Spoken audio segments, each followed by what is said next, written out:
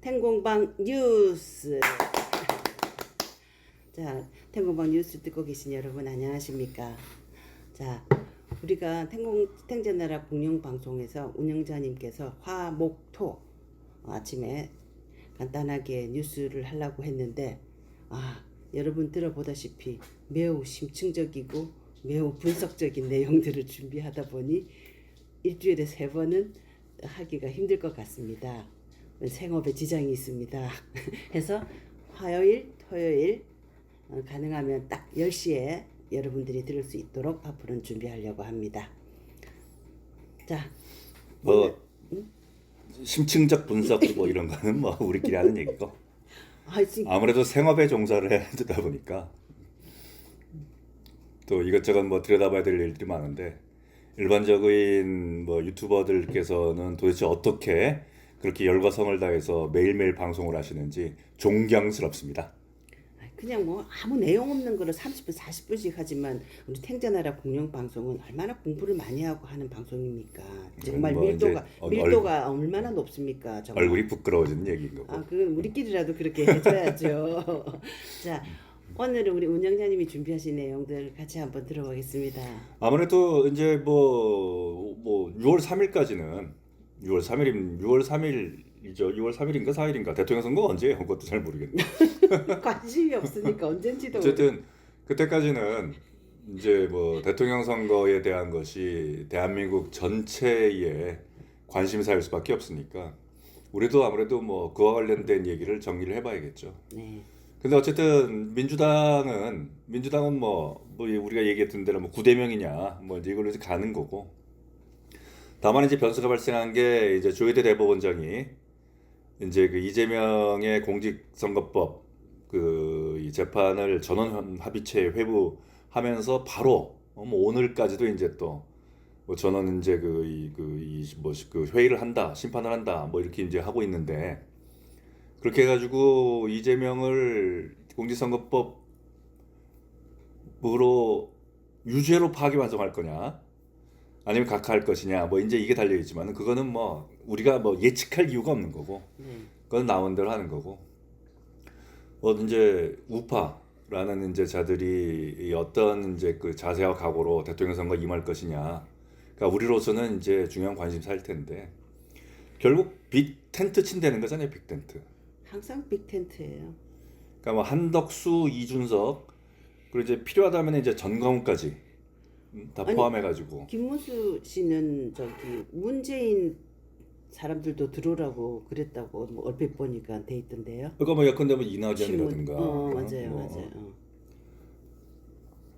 우리가 이 빅텐트가 과연 이제 우파가 이 취해야 될 전략이냐에 대해서는 뭐 지금 모든 뭐 이 우파라는 사람들이 또 우파라는 유튜버들이 또 우파라는 정치 평론가들이 빅텐트밖에 방법이 없다라고 이제 얘기를 하고 있는데 똘똘 앤드 빅텐트. 그러니까 이제 과연 그게 이제 그러니까 뭐 반 이재명이 연대로 이제 통합을 이룬 다음에 그래서 이제 중도층으로 지지 기반을 확장해서 뭐 승리하겠다 뭐 이런 전략 아니겠어요? 예, 매일 똑같은 뭐 새로운 전략 아닌 것 같은데 매일 똑같은 전략 아니에요? 사실 매일 똑같은 전략이고 맨날 듣던 것 이게 사실은 성공 여부를 떠나가지고 그 역사와 전통이 있는 전략이에요.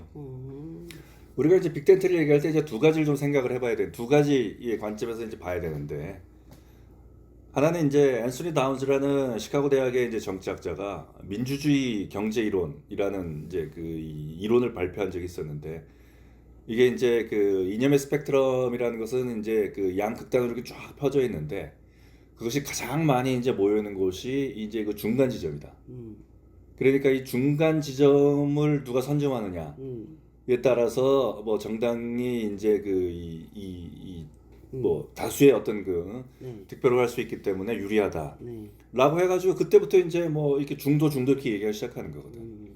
그런데 이 이론의 결정적인 허점이 뭐냐면은 그러면은 왜 중도 정당이라고 그러지 전부 다 좌파 정당이라고 그러고 우파 정당이라고 그래? 그러니까요. 저도 딱 듣기 벌써 그래요. 중도에 뭐 많이 모여 있다고 그러는데 그러면은 중도 정당 큰 거 하나 있고 그다음에 극자 크고 조그만 거 있고 이래야 되는 거 아니에요? 그게 이제 그 정상적인 거지. 그러니까요. 그러니까 다들 이제 뭐 뭐라고 얘기하냐, 우리는 뭐 중도 우파다, 중도 좌파다라고 그러는데, 좌파면 좌파고 우파면 우파인 거지.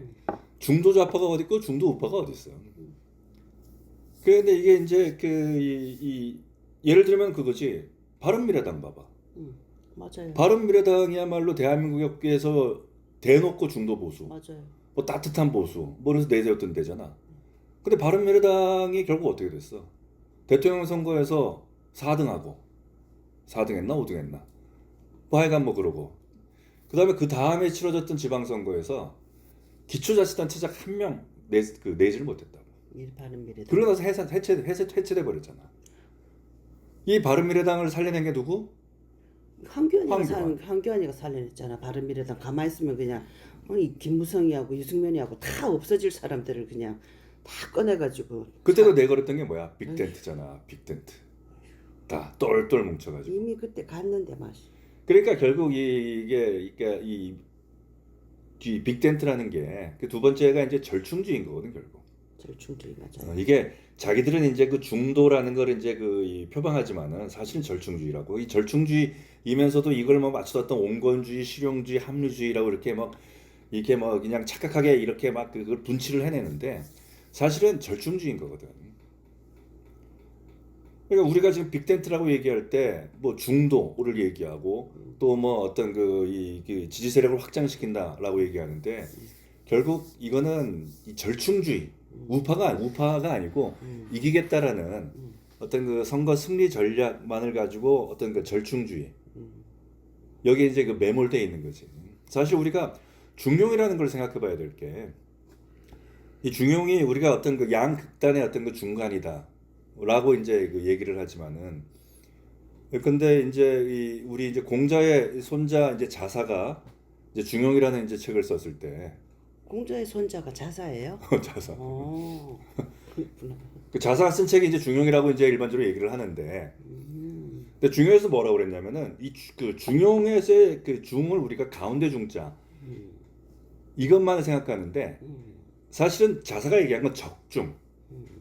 그러니까 그 관역 적자에다가 가운데 가운데 중자, 이 적중할 때의 중 이거를 얘기한 거라고.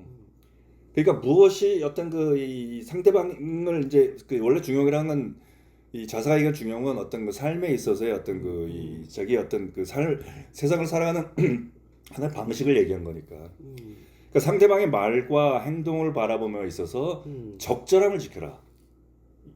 이게 이제 그 중용이거든.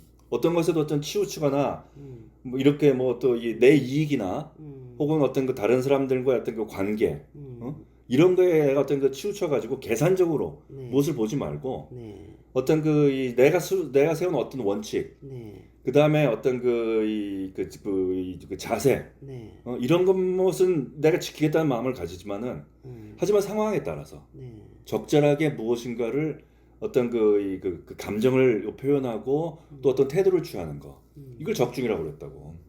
중요한 건 뭐냐면은 내가 세운 원칙이나 가치, 이것은 존중하면서 이거는 훼손하지 않으면서라고. 이게 적중, 이게 중용이거든. 이게 그 자사가 얘기한 중용이라고. 어렵다. 아니 그 아리스토텔레스의 중용도 마찬가지거든. 이게 아리스토텔레스 같은 경우에는 어떤 그 극단적인 거, 그러니까 이게 인간의 본성은 어떤 과도함과 어떤 부족함, 이 사이에 있다고 그랬다고. 맞아요. 그래서 이 과도함이 강하거나 혹은 이 부족함이 강하기 때문에 인간이 어떤 이 본성이 파괴되는 이런 본성을 가지고 있다고 그랬다고. 그렇기 때문에 아리스토텔레스 중용을 얘기했거든. 양 극단에 어디에 치우쳐 있지 않은 거. 그 극단 사이 어느 중간 지점이 중용인데, 그러니까 극단 사이의 거리를 재가지고 가운데. 아까 얘기했던 안소니 다운즈가 민주주의 경제 이론에서 얘기했던 대로 어떤 양 극단의 중간 범위, 이런 걸 얘기한 것이 아니라 이 모든 미덕이라는 게 이 어떤 극단과 극단의 어떤 그 끝 사이 끝을 두고 있고 그 중간에 어느 지점, 이게 이제 이를 찾아내는 게 이게 중용이라고 그랬다고. 그러니까 용기라는 것이 갖는 미덕이라는 것은 무모함, 용기가 과잉되는 거지. 아니면 비겁함, 이거는 용기가 아예 이제 결핍된 거지. 이 중간 지점이 어디라고 얘기했던 말이란 말이야. 그러니까 결국은 무엇이냐면은 중용이라는 것은 올바름을 찾아내는 거거든. 또 우리가 빅텐트를 얘기할 때도 우리가 그 이 중도를 얘기할 때도 그래서 중도를 얘기할 때도 그 빅텐트를 얘기할 때도 우파가 갖고 있는 올바름을 얘기해야 될 거 아니야. 근데 우파가 갖고 있는 올바름은 전혀 얘기하지 않고 어떻게 하면은 안티 무엇인가를 내세워서 2017년부터 내세웠던 게 안티 문재인이었잖아. 그 이제는 안티 이재명. 안티 이재명을 내세워서 무엇인가 모여가지고 우리가 빅텐트를 쳤으니까 우리가 쟤네들보다 숫자가 많아요. 그래서 뭔가 어떤 이겨보겠다. 이런 전략을 가지고서는 이거는 필패라는 거지. 그래서 지난번에도 얘기했지만은 또 설령 그렇게 해서 이겨서 뭐 할 건데. 근데 우리 이제 이 빅텐트라는 말 자체도 사실은 대표적인 콩글리시예요, 콩글리시. 그러니까 원래가 이 빅텐트라는 게 이제 그 아이젠하워 대통령이 이제 공화당은 어떤 텐트를 쳤는데 그러니까 모두를 수용할 만큼 큰 텐트다. 이렇게 이제 얘기했었다고. 텐트. 근데 라지. 그러니까 큰 텐트를 쳤다. 그래서 enough for 모두를 위해서 충분한. 여기서 이제 시작된 거거든. 그래서 이게 이제 정착 이론에서는 캐치올 파티. 그 전까지의 어떤 정당들은 계급 정당을 내세웠다고. 원래 이제 정당이라는 것이 그러니까 이제 유럽에서 이제 노동 계급과 자본가 계급 간의 어떤 계급 간의 균열 이거를 이제 그 이 민주주의라는 형식으로 해서 이제 대표해내기 위해서 그쵸. 어떤 그 만들어진 게 정당이다. 그래서 계급 간의 균열이 이제 그 반영돼서 만들어진 조직체가 정책 결사체가 정당이다. 이제 이렇게 얘기했었는데 1950년대 이후 이제 아이젠하워가 그 이 빅텐트라는 걸 얘기를 한 이후에 캐치올 파티, 그러니까 모두를 포용하는 정당. 캐치올 파티. 이걸로 이게 이제 그 빅텐트의 이제 어원이란 말이야. 근데 우리나라는 뭐야? 모두를 포용하는 게 아니라 여기저기서 내가 이 권력 쫓겠다고 서로 간에 뭐 싸우고 그러다가 여기저기 쫓겨나는 애들 있잖아. 뭐 이준석이니 유승민이니. 근데 결국 얘네들까지 다 포함시켜가지고 우리가 이기겠다. 그래서 권력을 나눠 먹겠다. 이게 이제 우리나라에서 빅텐트라고. 그러니까 목적이 다른 거다. 목적이 다른 거라고 볼 수 있는 거 아니에요? 그러니까 빅텐트, 캐치올 파티 모든 정당을 모든 것을 포용한다 그랬을 때는 뭘까? 모두가 하나가 되는 같이 이해하고 서로 하나를 만들어내는 서로 조율하고 서로 토론하고 서로 상의하고 뭐 서로의 이제 뭐 디베이트를 하는 것도 좋지. 그러니까 모두 모여서 의견을 나누고 그 의견을 나눈 그 결과가 하나로 도출되는 그런 빅텐트의 역할이라는 거는 그래서 모두가 모여서 하나로 합의를 이루어내는 그런 빅텐트를 말하는 건데 그런 의미에서의 캐치올 파티. 그죠 캐주얼 파티인데 우리의 빅텐트는 그러니까 다 모여가지고 무조건 목표가 들은 거죠. 하나의 목표를 도출해내기 위한 빅텐트인데 저기 아이젠하워는 여기서는 다 나눠 먹기 위해서 다 뭐 먹을 거 나눠 먹으려면 다 이리 붙어라. 그래가지고 다 같이 모여가지고 그 권력을 쟁취하면 나눠 먹는 게 목표인 거 아니에요? 그러니까 내가 더 크게 먹을게 제가 라고 해가지고 이야기로. 나뉘어져 있다가 이제 이렇게 나눠가지고는 우리가 크게 먹기는커녕 다 쪽박 찬다. 그러니까. 이렇게 생각해가지고 다 모여가지고 일단 모여서 뭔가 하나 우리가 이제 뭔가를 잡은 다음에 그 다음부터 이제 권력을 우리가 그걸 나눠 가지면 될 거 아니냐. 이렇게 해가지고 만들어진 게 빅텐트라는 거지. 근데 그러니까 거기서 이제 앞에 빅텐트와 뒤에 빅텐트의 차이는 가치가 있고 없고 그 차이 아닐까요?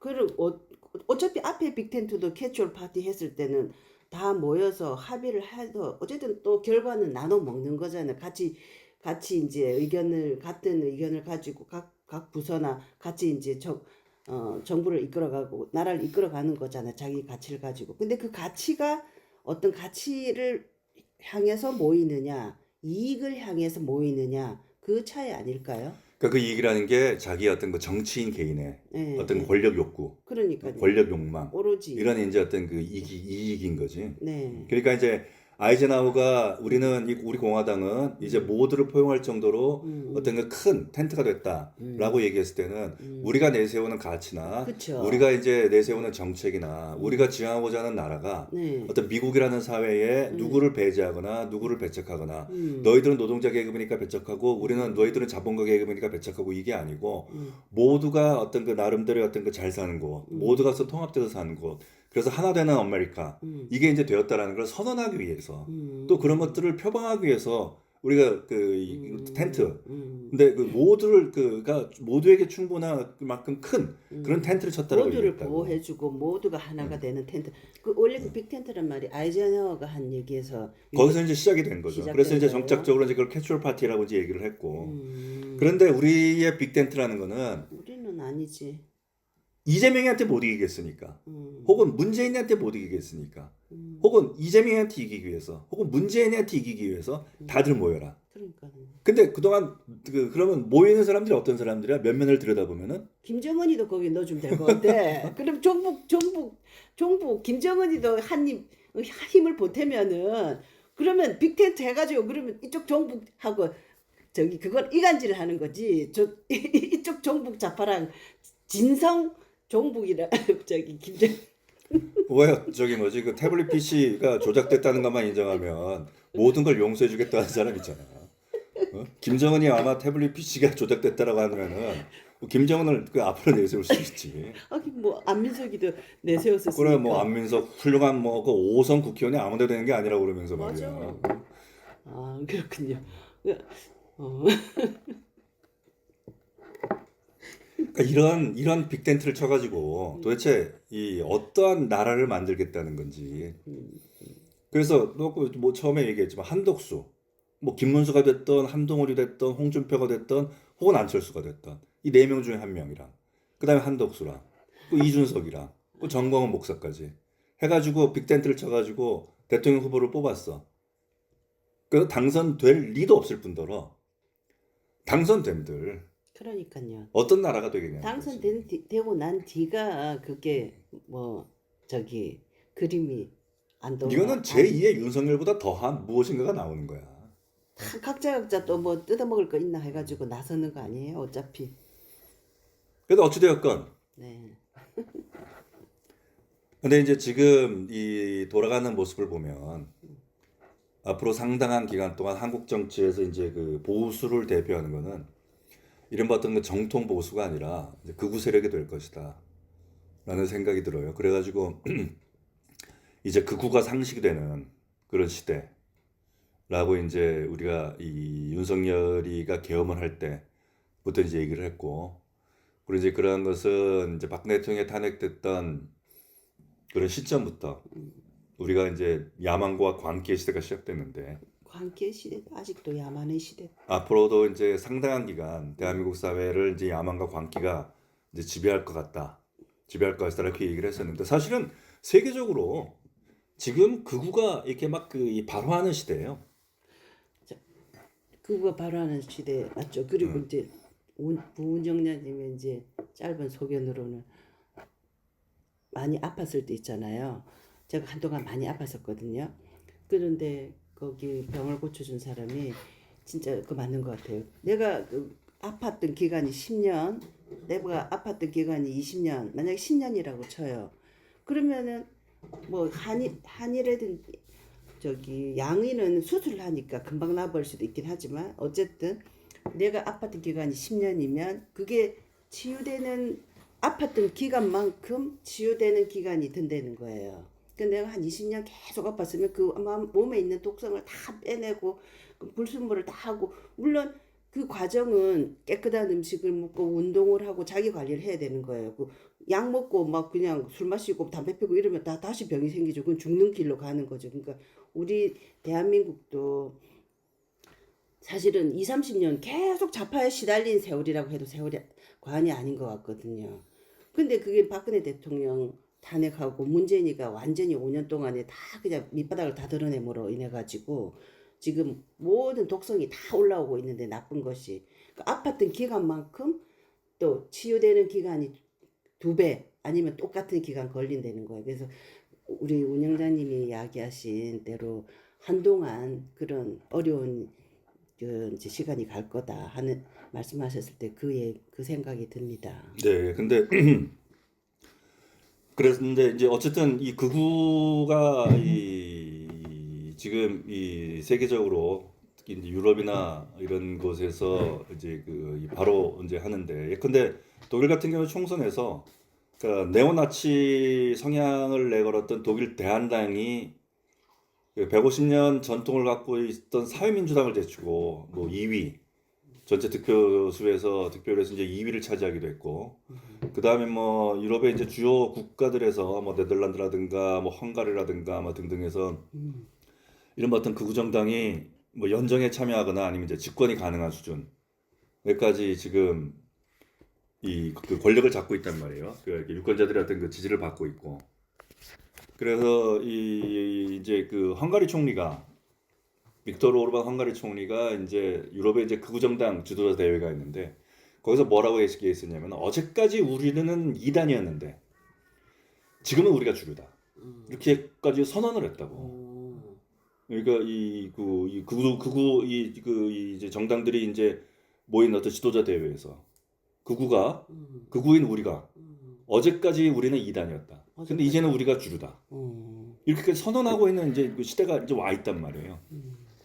근데 사실 따지고 보면은 1920년대와 30년대. 네. 그러니까 유럽에서 이제 나치와 어떤 무솔리니의 파시즘 이 등장했던 그 시대와 지금 100년의 시차를 두고 2020년대 지금의 시대가 이 사실은 어찌 보면 아주 그 지금의 시대 이제 이렇게 극우 세력이 이제 바로 하는 거 이거를 보면 이 100년의 시차를 두고 아주 비슷한 모습들이 보이고 있는데 1920년대와 30년대 같은 경우에는 어쨌든 이 새로운 산업이 등장하고 어떤 기계제 대공업을 통해 가지고 대량 생산이 발생하고 그러니까 신기술이 도입이 되면서 대량 생산이 되고 이런 그 상황 속에서 또한 신기술이 도입되면서 대량 실업이 발생하고 맞아요.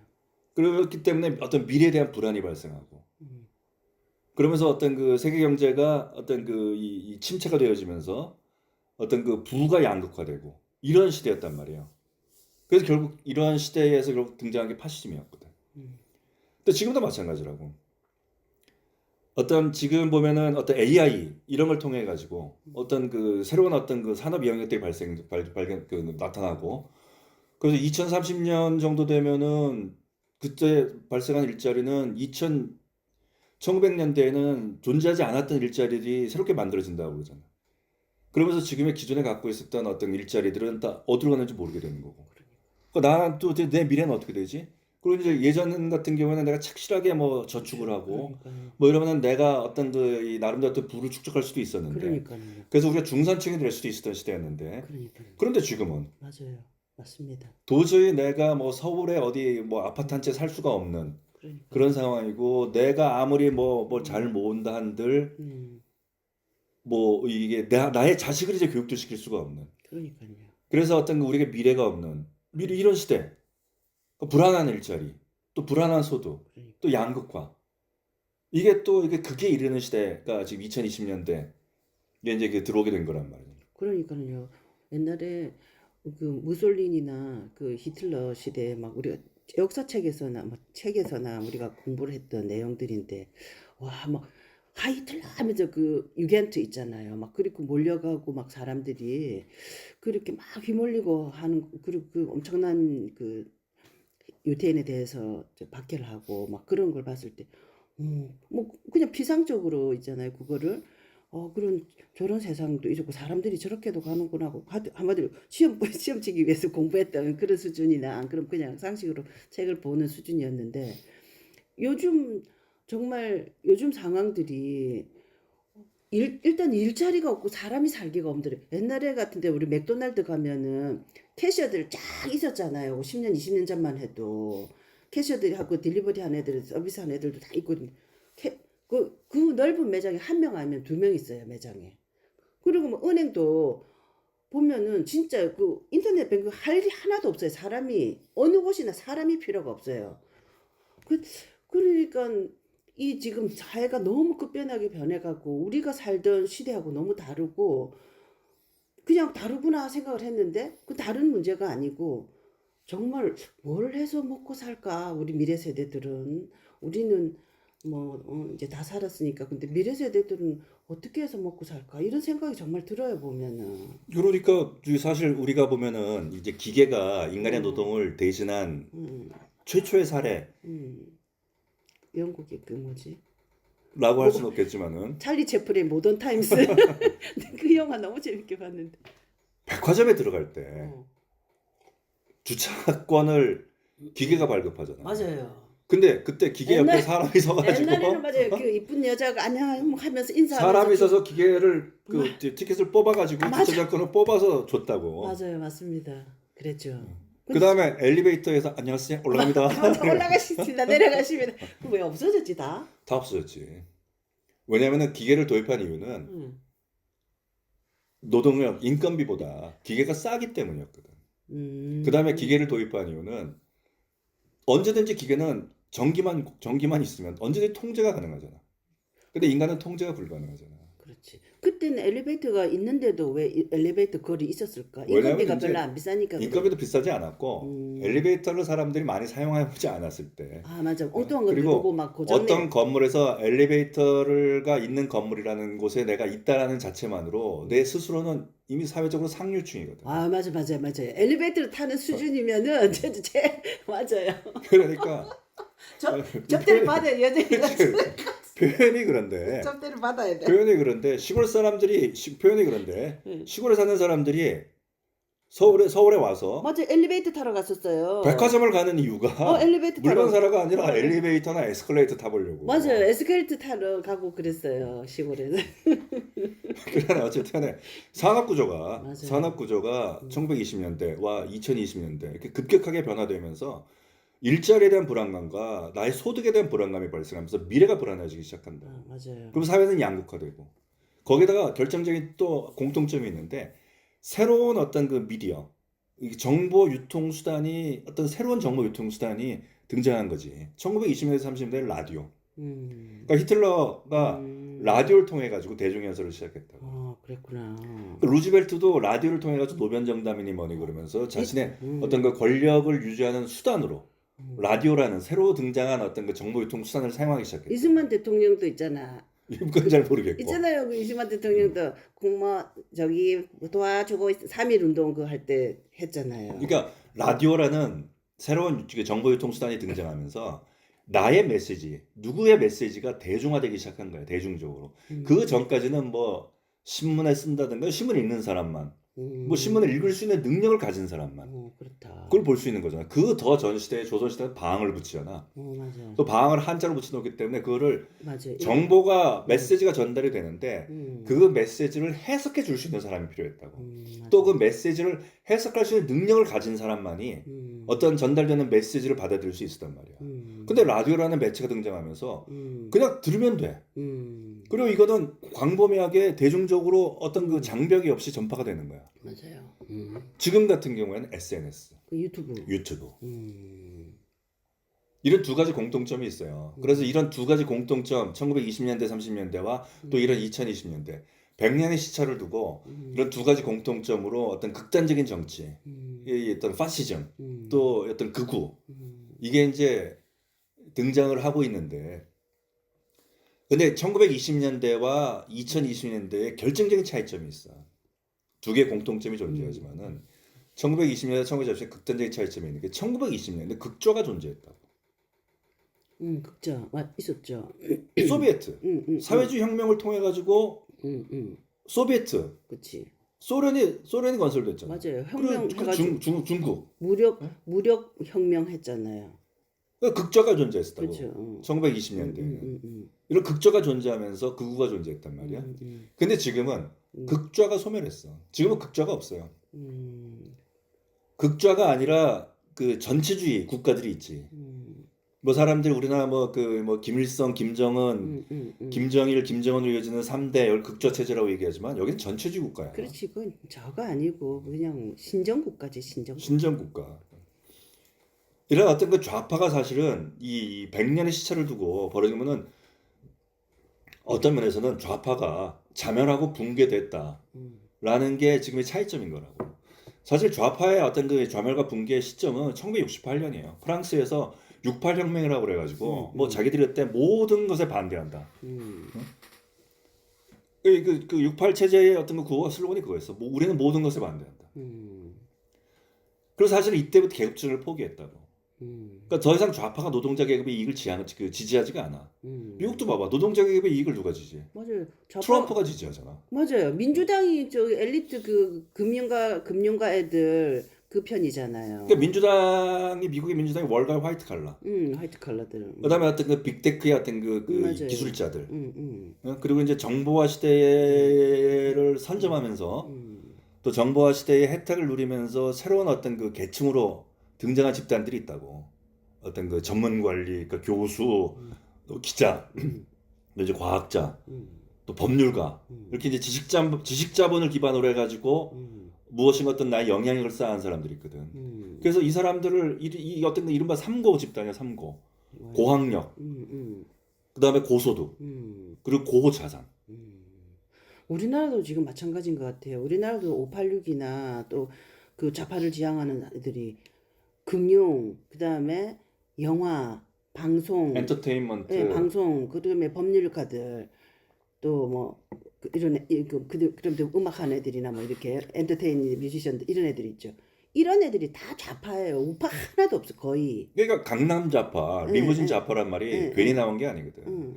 그러니까 계급 투쟁을 1968년에 자기들이 모든 것에 반대한다라고 등장했던 그 친구들이 또 어떤 그러면서 이게 이제 미국으로는 이제 그 반전, 그러니까 베트남전에 반대한다는 시위로 이어지면서 히피 문화가 등장하고 그러면서 어떤 이 자유 혹은 어떤 우리는 모든 것에 반대함으로써 어떤 그 육발에서 슬로건이 모든 것에 반대한다예요. 모든 것에 반대한다. 우리는 모든 것에 반대한다. 그래서 사르트르 뭐 그때 때인가? 사르트르가 어떤 그 대표적인 그때 어떤 그 지식체라고 이제 뭐 등장한 사람인데 사르트르만큼 사실 따지고 보면은 우리나라에서 586 같은 애죠. 사르트르만큼 전 세계에서 사르트르만큼 사실은 이중인격을 갖고 있는 사람이 없죠. 겉으로는 이 그 좌파를 조국이랑 똑같은 거야. 근데 조국을 너무 높게 평가하는 거지 사르트르에 비하면. 아니 그 좌파들은 다 이중성이에요. 자기네들 뭐 어쩌고 저쩌고 자유를 내세우고 뭐 그냥 평등 하면서 자기는 한 번 뭐 방송도 봐봐요. 자기는 한 번 가는데 1억 받는데 자기 뭐 매니저들이나 밑에 애들은 완전히 그런 식으로 하잖아요. 그러니까 예를 들면은 샌더스. 그러니까 그 미국의 정의란 무엇인가? 아니 저기 뭐죠? 그 정치인 누구지? 미국에서 이제 좌파 정치인. 미국의 좌파 정치인 누구죠? 그 대표적인 샌더스 맞죠? 샌더스. 그러니까 자기는 이제 뭐 사회주의자, 사회민주주의자다라고 이제 얘기를 하고 그러는데 이 사람이 이제 2번 대통령 선거에 이제 출마했는데 뭐 둘 다 뭐 저기 대통령 후보가 되진 않았지.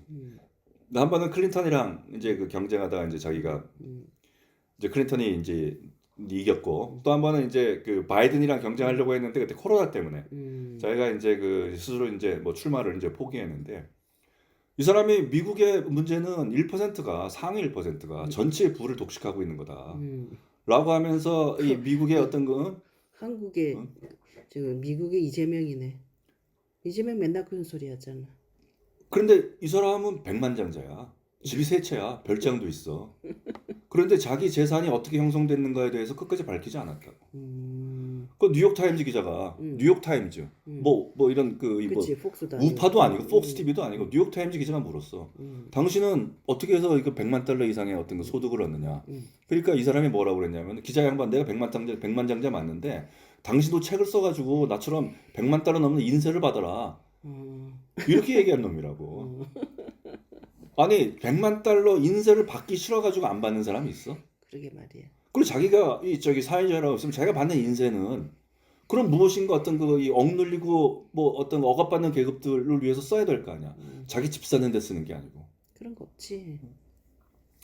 근데 어찌됐든 간에 이런 어떤 그 좌파 이런 그 고소득 고학력, 그리고 고자산. 근데 걔네들 어? 이름을 좌파라고 하면 안 되고 이중 인격파라고 이제 바꿔야 돼. 그러니까 이런 왜냐면 좌파 가치가 하나도 없으니까 거기에. 이 계급을 포기한 이런 집단이 그 내세운 게 정치적 올바름주의라고.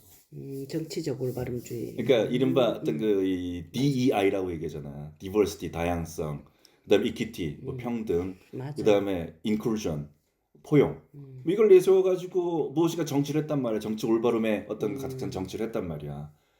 그런데 그 정치가 실패한 거지. 맞아요. 그래 정치적 올바름주의 그거에 대한 반감으로 지금 극우가 생긴 거 아니냐고요. 맞지. 그러니까 그러니까 1920년대의 그 극우의 극우와 2020년대 극우의 차이점이 결정적인 차이점이 1920년대에는 극좌가 등장하면서 극좌의 존재와 극우라는 존재가 있었는데 이제는 좌파가 소멸해 버렸거든. 좌파가 자멸해 버렸다고. 좌파가 붕괴되고 있다고. 그러니까 좌파는 자기들의 정치가 실패하고 있는 현장에 있는 거란 말이야. 미국의 바이든이 그러니까 이 누구야 이번 지난번 대통령 선거에서 전부 다 아슬아슬하게 뭐 0.1 비등비등할 거라고 그랬는데 트럼프가 압도적으로 이겼잖아. 맞아요. 그러니까 미국의 정치적 올바름지 정치가 실패한 거라고. 실패한 거 맞지? 걔네들은 막 얼마나 나라 엉망으로 만들어서 문재인만큼이나 문재인이 한국 엉망 만든 만큼이나 미국이 정치적 올바름주의 해가지고 엉망 만들어놨잖아. 미국. 그들이 보여주고 있던 이중성을 사람들이 너무나 잘 알게 된 거야. 이들의 정치가 결국은 누구를 향한 정치인가, 누구를 살찌우는 정치였는가. 그걸 사람들이 잘 알기 시작한 거지. 그 예컨대 봐봐 오바마 뭐 그렇게 자기가 어떤 뭐 맞아요. 깨끗하고 뭐 훌륭한 지도자인 것 같지만 코로나 와중에 자기 환갑이라고 해가지고 섬을 빌려가지고 온갖 돈 많은 사람들만 불러가지고 자기 환갑 잔치를 했잖아. 그게 제정신이야? 그 이 사람들은 강연 한번 나가가지고 몇십억씩 돈을 번다고. 맞아요. 요즘 그 좌파들 걔네들 돈 버는 수준은 옛날에 일하면서 버는 수준하고는 비교가 안 돼. 정말 그냥 이 우파들은 그냥 일해서 벌었는데 얘네들은 가만 앉아가지고 돈을 벌어 전부 다 좌파들이. 그 재정적인 문제 때문에 지금 우파가 당할 수가 없어. 그 좌파들을. 근데 중요한 거는 이 정책 올바름주의로 펼쳤던 좌파의 정치들이 지금 해하고 있는 현장에서 극우들이 이제 등장하고 있는 거라고. 극우들이. 근데 재미있는 것은 유럽의 이제 그 극우 정치를 보면은 반전반핵. 반전반핵은 전통적으로 좌파에서 맞아. 반전은 좌파가 하던 건데. 전쟁에 반대하고 우리는 일체 핵에 반대한다. 지금 좌파 우파가 완전 뒤바뀌어. 그런데 지금 보면은 마크롱이 지금 프랑스 핵 우산론. 그러니까 우리 유럽을 위해서 프랑스 핵으로 무장하겠다. 그렇게 마크롱이 얘기하고 있다고. 그런데 여기서 가장 강하게 반발하는 게 국민연합이야. 거기가 우파 마리 르펜. 르펜 맞아. 극우라고 하는 국민연합이 무슨 소리야? 우리는 반핵. 우리가 프랑스가 핵으로 무장하는 것을 우리는 반대. 그렇게 얘기한다고. 또 러시아 우크라이나 전쟁이 벌어지고 있잖아. 그러니까 이 러시아 우크라이나 전쟁을 빨리 종식져라. 협상을 통해 가지고 빨리 휴전을 해라. 그 평화를 찾자라고 한 게 마리 르펜이야. 프랑스의 어떤 극우 국민연합. 그런데 프랑스에서 평화주의를 내세우고 심지어 나토로부터 우리 탈퇴하자. 유럽을 어떤 나토라는 집단이 유럽을 전쟁으로 몰아가려고 어떤 거 획책하고 있다. 우리가 프랑스는 나토에서 나와야 된다라고 내세운 게 녹색당이었거든. 그 녹색당이 우크라이나에 군사적인 지원을 해야 되고 우크라이나 전쟁에 개입해야 된다고 주장한다. 요즘은 우파 좌파 개념이 옛날하고는 다른 것 같아요. 그러면은. 그러니까 지금 유럽의 이 극우라는 집단으로 이제 우리가 이제 보는 이런 집단들은 지금 전통적으로 이 유럽의 좌파들이 내세웠던 그런 아젠다를 가지고 그걸 지금 유럽의 극우들이 이제 정치를 펼쳐나가고 있거든. 참 이 역설적으로 재밌는 거지. 그러니까 유럽의 극우는 과거의 극우가 아닌 거야. 그러니까 과거의 극우가 아니고, 그러니까 옛날에는 극우라는 게 국가주의, 공동체주의 막 이런 식으로 나를 희생해가지고 그러니까는 극우 막 가미카제처럼 막 그냥 일본 애들 집단 군국주의 있잖아요. 나라를 위해서 그냥 가미까지 난 내 해몸 죽자 막 이런 게 우파라 내 우파 내지는 극우였는데 이제는 오히려 우파라는 게 자유 그다음에 평화 자유를 내세우고 평화 분쟁을 싫어하고 그리고 나 개인의 생활을 더 존중하고 공동체보다는 개인 오히려 극자를 붙일 게 아니라 그냥 우파 근데 왜 극우라고 해야 돼요? 그냥 우파라고 할 수 있는 거 아니에요? 근데 이제 왜 극우냐면은 이 이제 극자가 붙었을 때는 극좌든 극우든 극자가 붙었을 때는 폭력성. 그러니까 이 상대방을 적으로 두고 그거를 배격해내는 거거든. 배척해내거든. 내가 옳은 집단인 거고 저 상대방은 옳지 않은 집단인 거거든. 그렇기 때문에 극자를 붙인다고. 배격해낸다고. 그 배격해내는 내기위해서는 무엇이 필요해? 폭력성이 필요한 거지. 폭력적으로라도 저자들은 옳지 않은 집단이기 때문에 배격해내야 되는 거거든.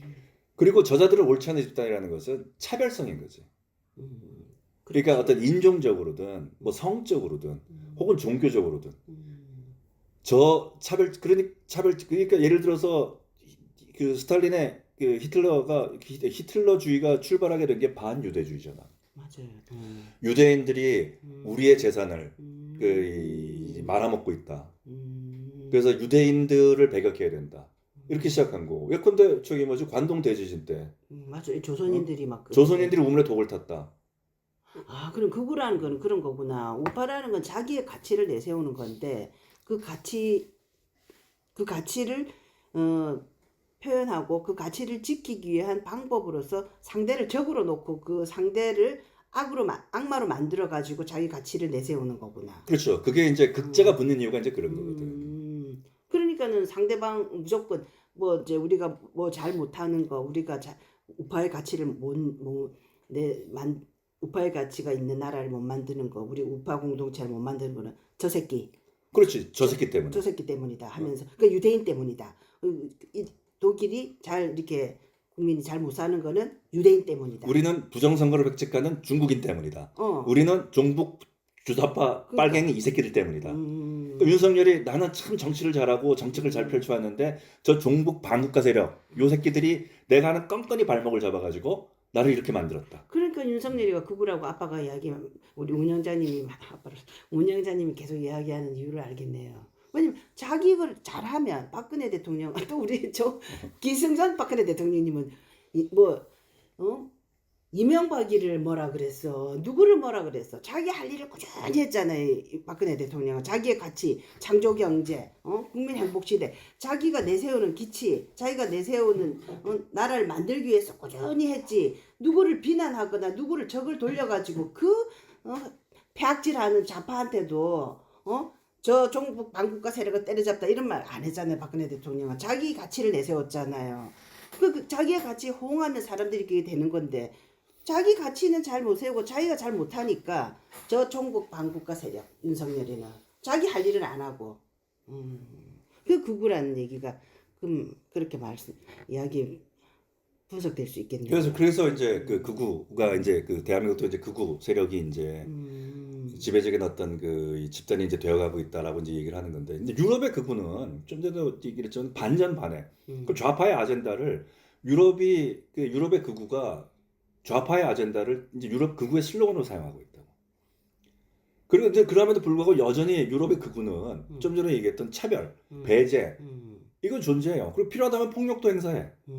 근데 그럼에도 불구하고 유럽이란 나라가 좌파들이 유럽이란 나라를 얼마나 엉망으로 만들어놨는지 이가 그대로 드러나는 게 유럽에서 극우 정치가 오늘날 어떤 아까 얘기했죠 헝가리의 총리가 우리는 어제까지는 이단이었는데 이제부터는 주류다라고 등장하게 된 어떤 배경이라고 좌파의 분계. 예를 들어 가지고 네덜란드의 이제 극우 정당이 자유당이 이제 극우 정당인데 반 이슬람을 내세운다고.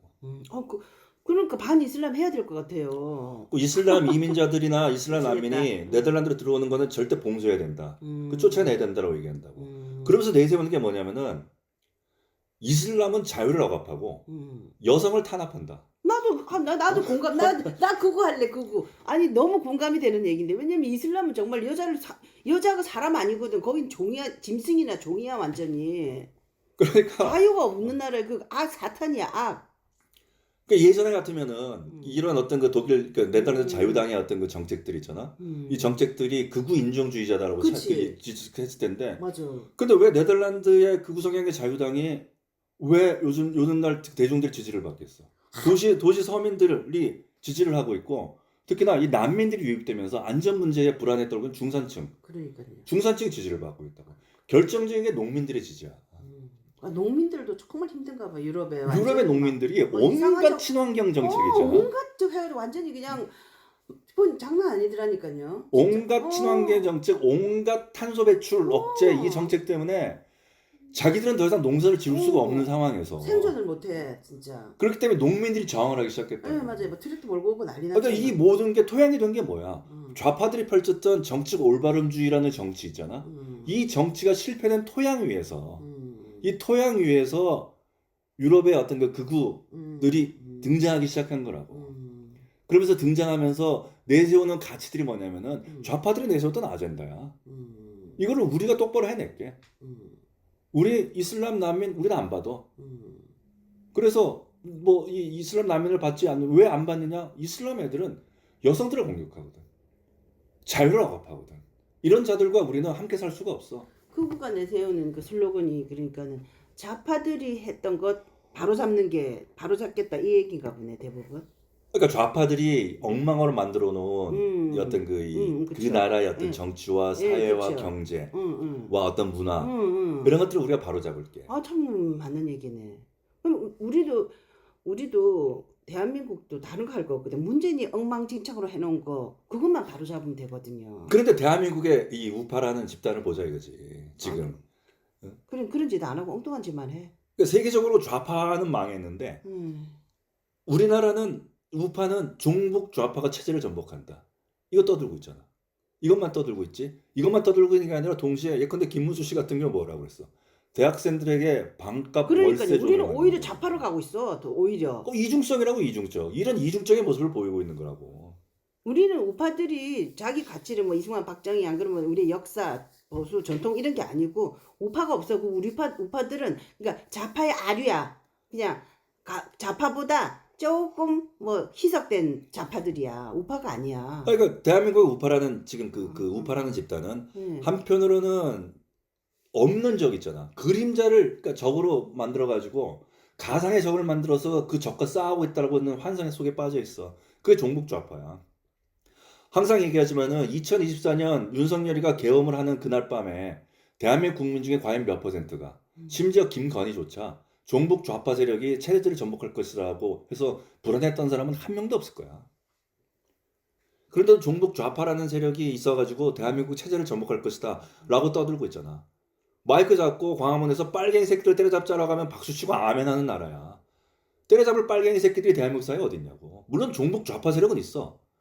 근데 그 종북 좌파 세력이 대한민국 체제를 전복할 만큼 어떤 힘을 가지고 있냐고. 민노총의 간첩들 존재하지. 근데 이 사람들이 간첩 활동을 하는 이유는 북한으로 받는 공작금. 이거 가지고 내가 생계용으로 살기 위한 거야. 지금 상황에서 보면은.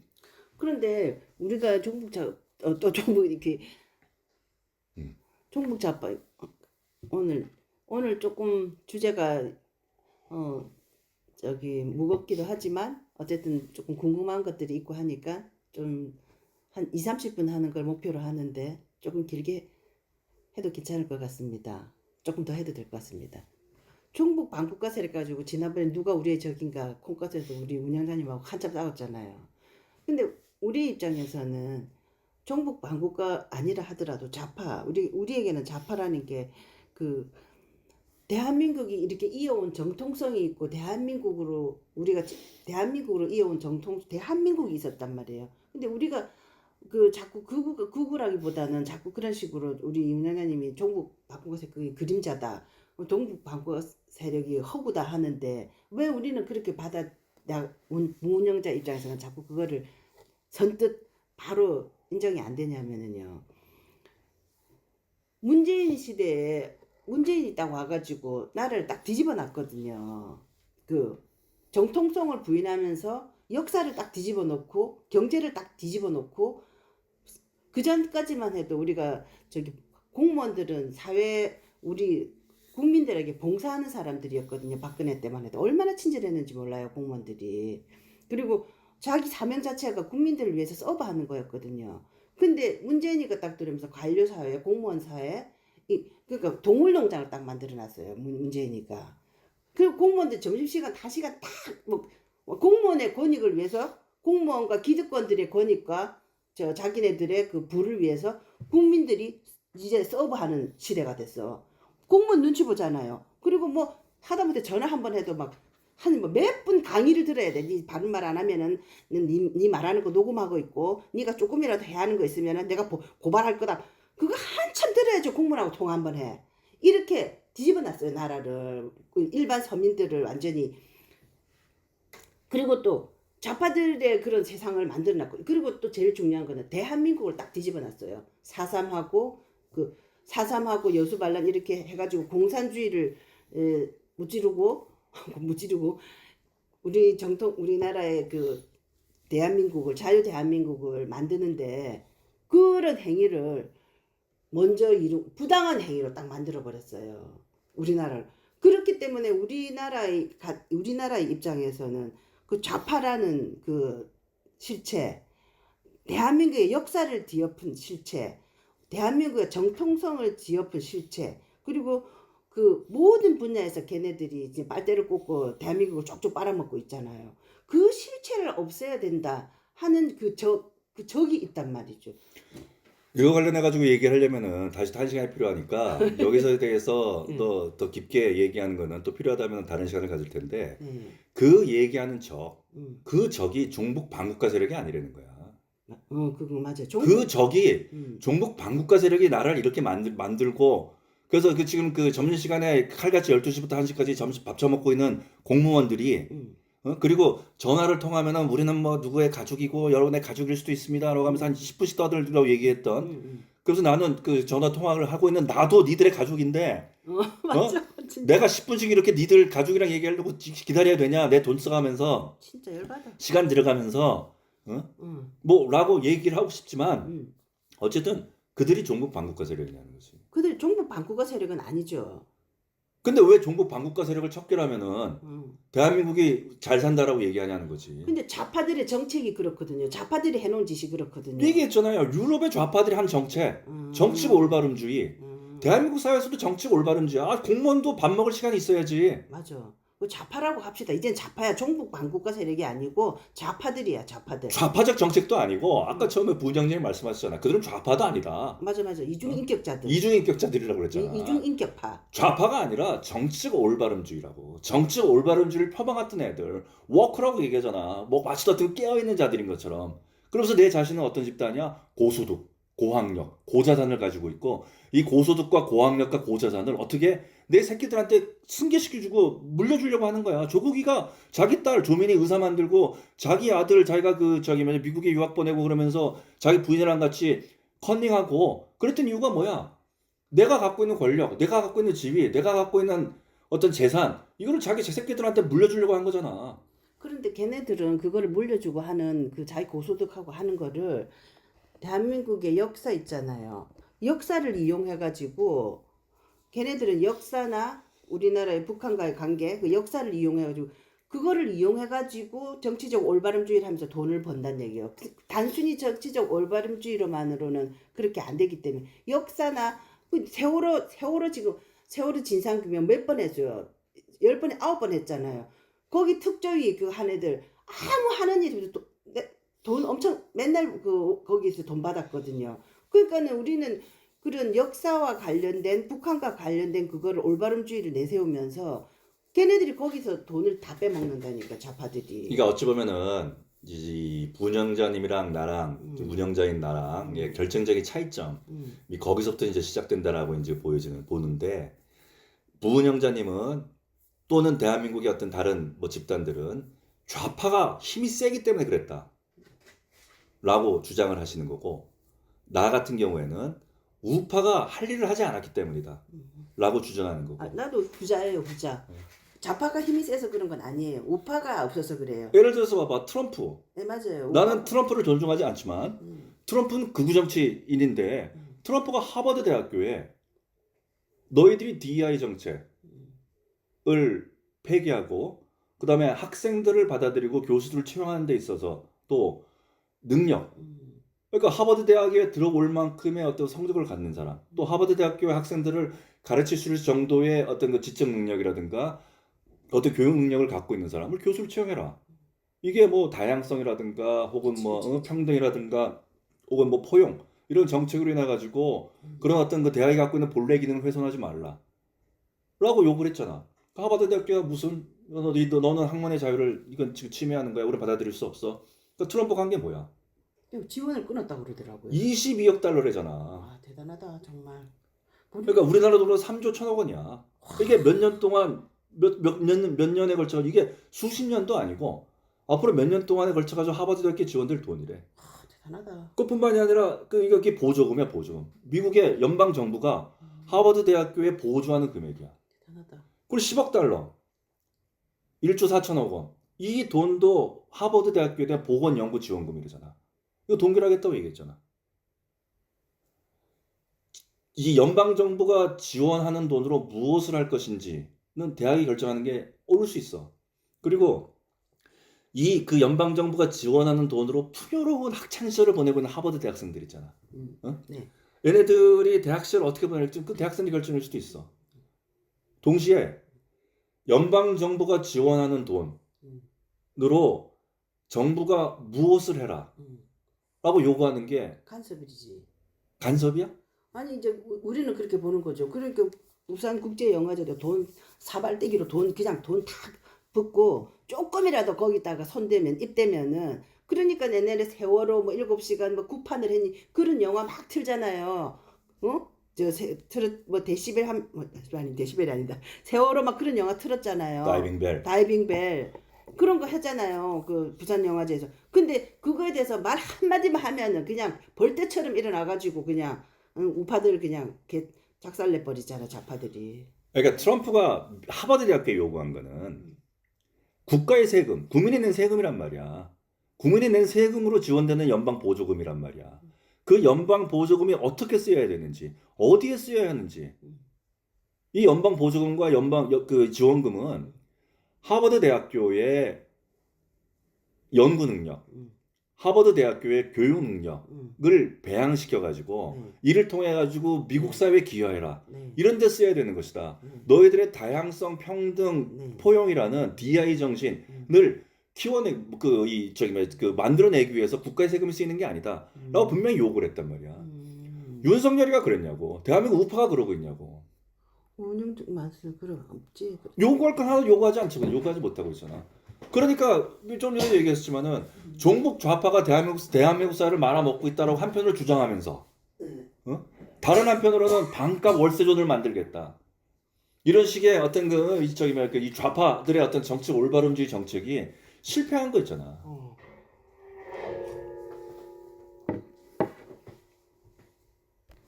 그러니까는요. 좌파들이 하다가 실패한 거나 좌파 정책을 하려고 그래. 그럼 이게 5.18을 헌 넣자 그러고 뭐. 이 무엇인가 할 거를 분명하게 해야 되거든. 예컨대 윤석열이 R&D 예산을 일괄적으로 삭감했잖아. R&D 예산이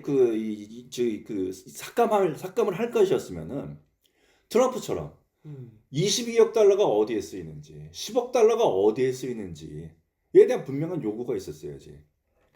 근데 그러지 않고 R&D 예산을 삭감한 다음에 그 뒤로 아무 말이 없잖아. 그럼 대한민국의 R&D 예산이 국민에 낸 세금이 어떻게 쓰이고 있는지를 얘기를 했어야지. 그럼 하나도 없이 삭감한 다음에 다시 그 다음에 가가지고 뭐 한 거야?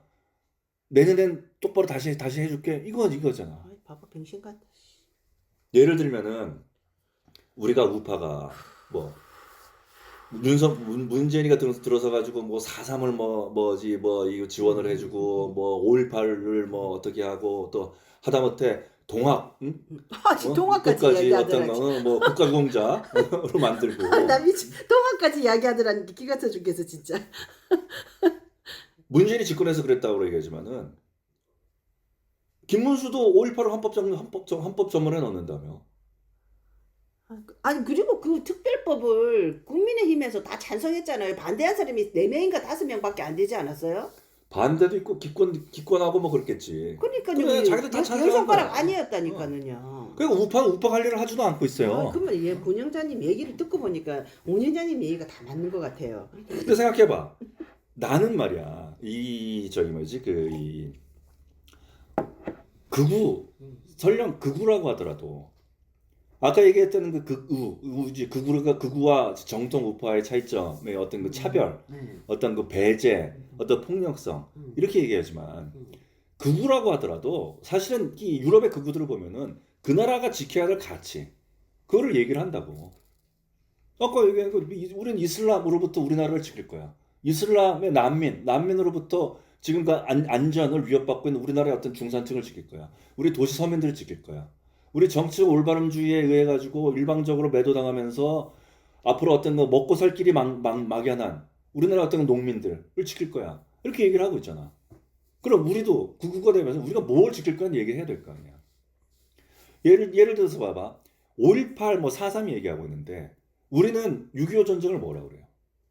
6.25 전쟁이죠. 중국은 뭐라고 그럴까? 6.25 전승인가? 응? 6.25 내전인가? 걔네들은?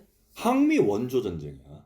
항미 원조 전쟁. 미국에 저항하기 위해서 자기들이 북한을 원조했다.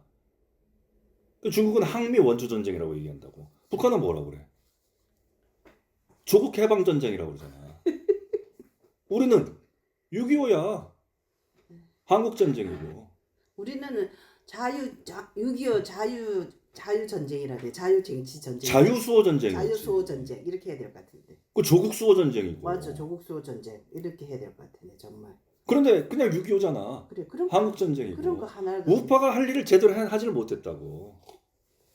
그거- 그런데 이런 상황에서 5.18 헌법전문 정신을 넣는다고 얘기하고. 그러니까 6.25에 대해서도 아무 생각 없으니까 6.25하고 땡이구만요. 5년에 6.25 조국 수호 전쟁, 6.25 자유 전쟁, 자유 수호 전쟁 그런 식으로 해야 될 것 같은데. 아니 그러니까 뭐지 그 제주도에서 그 이 미군과 그다음에 그 이승만의 어떤 이 경찰과 군이 제주도에서 양민들을 학살했다. 라는 따뜻하게 얘기하면서 한국 전쟁의 과정 속에서 북한 애들이 쳐들어와 가지고 맞아, 얼마나 한국인을 어떻게 학살하고 맞아. 그랬는지 그와 관련된 것에 대해서는 뭐 누구도 얘기하는 사람들이 없잖아. 맞아요, 말하는 사람 아무도 없어. 그러니까 우파들이 쓰레기야. 우파들이 순 쓰레기고 우파들이 자기가 할 일을 못 해가지고 자기가 할 일을 못해서 왜냐하면 자기 기득권 지키기만 바빴거든. 그 기득권 지키기의 와중에 그 기득권을 박근혜가 없애려고 하니까 비정상을 정상화한다 해가지고 그러니까 좌파를 앞세워가지고 혼란한 박근혜를 탄핵한 게 우파야. 쓰레기들. 그리고 난 다음에도 계속 문재인 정권 때도 뭐 했어? 뭐 문재인에 뭐 반대하는 듯이 했지만은 문재인 정권 때 뭐지? 하나도 없어요, 우파들은. 문재인에 반대한다고 떠들고는 했지만은 결국은 뭐야? 문재인이 키워낸 걔 윤석열을 대통령 후보 만들었잖아. 그다음 윤석열 밑에서 뭐 했어? 그 3년 동안 한 게 뭐야? 뭐 문재인이가 하는 거 하나로 제대로 바꾼 게 있어? 트럼프처럼 22억 달러 지원하지 않겠다. 국민이 낸 세금 그렇게 쓰이는 게 아니야. 라고 얘기한 게 있어? 좀 전에 얘기했던 것처럼 조국 수호 전쟁, 한국 전쟁은 어떤 전쟁이라고 얘기한 적이 있어? 안 하고 전부 다 5.18 가가지고 광주 가가지고 만세 부르고 사상 가가지고 묵념하고 이게 우파 아니야. 우파가 아닌 거지. 그런데 이런 우파들이 대한민국에서 극우가 돼가지고 극우가 돼서 이제 그 정치를 치르겠다라고 하는데 그러면서 뭐 어떤 그 윤석열이가 말이야 뭔가 어떤 이 지금 대한민국을 어떤 거 깨웠다라고 얘기했는데 사실은 대한민국 사회가 극우로 갈 것이다라고 예언한 사람이 이재명이야. 뭐라고? 이재명이가 2020년에 대통령 그때 그때 2020년에 뭐라고 그랬냐면은 어떻게 고학력 고소득자들 그러니까 소위 부자라고 불리는 분들이 민주당 지지자가 더 많다. 그리고 저학력의 저소득층이 국힘 지지자가 많다. 똥당 지지자가 많다. 참 안타까운 현실이다. 이랬잖아. 말했었어요. 그러니까 우리나라 사회도 고학력 고소득 고자산층은 정치적 올바름주의를 해서 좌파를 지지하고 있는 거야. 정치적 올바름주의를 지지하고 있는 거야. 좌파를 지지하는 게 아니라. 그 저학력 저소득층 이 정치적 올바름주의에 피폐해져 살고 있는 사람들이 있다고. 맞아요. 이 사람들이 더 이상 살 수 없다라고 하고 있는 분위기 이런 분위기에 윤석열이가 땡큼 올라탄 거거든. 그래서 사람들이 그 좌파들은 대한민국의 어떤 그 정치 올바름 잡은 좌파들은 윤석열이가 대한민국 사회에 극우를 만들었다라고 얘기하는데 윤석열이는 대한민국 사회가 들끓고 있는 유럽처럼 정치적 올바름주의 또는 어떤 그 미래 사회가 이제 불안해지고 하는 이런 사회 속에서 어떤 그 동요하고 있는 이런 젊은이들 대한민국의 어떤 그 지금 허물어진 중산층들이 우리의 대안은 무엇인가라고 하면서 찾고 있을 때 거기 홀라당 올라타가지고 그거를 어떤 그 자신의 어떤 그 이 정치 이 목숨 김건희의 목숨을 지키기 위해서 홀라당 그걸 끌어먹은 거 대통령 노릇만 했잖아요. 이게 윤석열이라고. 근데 한편으로 이재명이 지금 어떻게 하고 있어? 이재명은 자기 보수 정당이라고 하면서 뭐 이재명이가 지금 우파로 나가고 있잖아. 근데 대한민국의 어떤 극우라는 집단은 지금 좌파 정책을 끌어오고 있다고. 바보 병신들 같아 진짜. 그러면서 우파로서의 어떤 그 내세울 어떤 가치나 어떤 그 정신 또 역사 이런 것에 대해서는 딱 눈 감아버리잖아. 그냥 종북 좌파 이 세력만 척결하면은 대한민국은 잘 살 것이다. 그러면서 나는 반값 월세 해줄게. 아 진짜 이게 맞는 말이냐는 거지. 수능터리 같아. 근데 이재명의 정책도 지금 정치적 올바름주의에 입각한 좌파적 정책을 지금 계속 쏟아내고 있는 거 아니에요? 이재명. 그런 정책들이 많이 있겠지. 아휴. 그럼 대한민국에서 유럽의 극우는 그런 정책 올바름주의의 어떤 그 허구성 또 정책 올바름주의가 만들어낸 어떤 그 폐해 이 폐해를 정확하게 지목하면서 맞아요. 유럽의 어떤 극우들이 자기들이 어떤 그 집권의 어떤 토대를 닦고 있다고. 맞아요. 근데 그런 전 세계적으로 이제 극우가 당분간은 극우 정치가 어떤 거 바로 할 수밖에 없는 상황이 된다면은 대한민국의 극우도 무엇인가 그런 것들을 만들어 봐야지. 근데 그게 아니고 빅텐트 해가지고 뭐 이재명 일로만 하나 만들어내면 된다라고 해서 다시 또 권력 나눠먹기 그거 하고 있고 또 종북 반국가 세력 저 새끼들만 빨갱이 새끼들만 잡아넣으면 우리가 뭐 잘 살 수 있다 뭐 그러고 있고 그러면서 또 내거는 정책은 정책 올바름주의자들이 실패했던 바로 그 정책들 그대로 답습하고 있고 이게 지금 현재 대한민국의 대선판이라는 거죠. 맞는 것 같습니다. 꼭 조선시대 그거 같네. 지금 일본에 보내놨더니 뭐 쳐들어온다 안 쳐들어온다. 그러니까 우리의 당파나 조선의 역사를 보면 있잖아요. 그 국가를 위해서나 그 미래를 위해서 어떤 일을 하는 게 아니고 당파 싸움 하는 것도 보면은 자기 패당, 자기 당 파당 그죠? 예, 집권 이익을 지키기 위해서 계속 그냥 막 아무것도 아닌 내용 가지고 옥신각신 싸움만 하고 있는 거잖아요. 국가는 저 멀리 떨어뜨려 놓고 우파라는 게 지금 그러니까 어떤 가치나 국가를 어떻게 잘 만들어야 되겠다 그런 게 없으니까 좌파들이 한 거 따라만 하고 역사에 대한 근데 이 김문수 씨는 뭐 약간 싫어하는 사람들도 있지만 좌파적인 그 뭐죠 5.18이나 이런 거에 대해서는 안 그러면 역사 이승만에 대해서는 역사에 대한 것도 어느 정도 있는 것 같은데 뭐 한마디 내뱉는 게 요즘 엉뚱한 소리를 막 많이 하시는 것 같아. 그게 빅텐트. 그게 빅텐트라는 이 슬로건 또 빅텐트라는 어떤 전략 전술이 갖고 있는 한계와 폐해가 그대로 김문수한테 들어와 있는 거야. 아까도 말씀드렸지만 그 빅텐트는 이런 건 절충주의거든. 대한민국의 빅텐트는 캐치올 파티가 아니라 내가 권력을 장악하고 장악한 권력을 어떻게 하면서는 나눠 먹고 하기 위해서 모여있는 자들.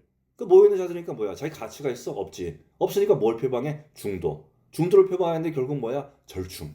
그러니까 맞는 말씀이네요. 그러니까 김문수 씨가 막 이때까지는 그렇지가 않았거든요. 그냥 종북 반북가에 거의 꽂혀 있어가지고 그거는 좀 한심하게 생각했지만 그래도 자기 살아온 사람이 청렴하고 나라가 바로 돼야 된다 이런 생각을 갖고 있고 그래도 그 나름대로 그렇게 살았는데 뭐 민주화에 대한 부분은 그 반대하는 사람들도 많지만 근데 지금 결정적인 순간에 있잖아요. 자기 가치를 내세우면서 나갈 줄 알았더니 막 엉뚱한 소리를 계속 하더라니까. 가치는 다 없어졌어요. 그냥 돼야 되겠다.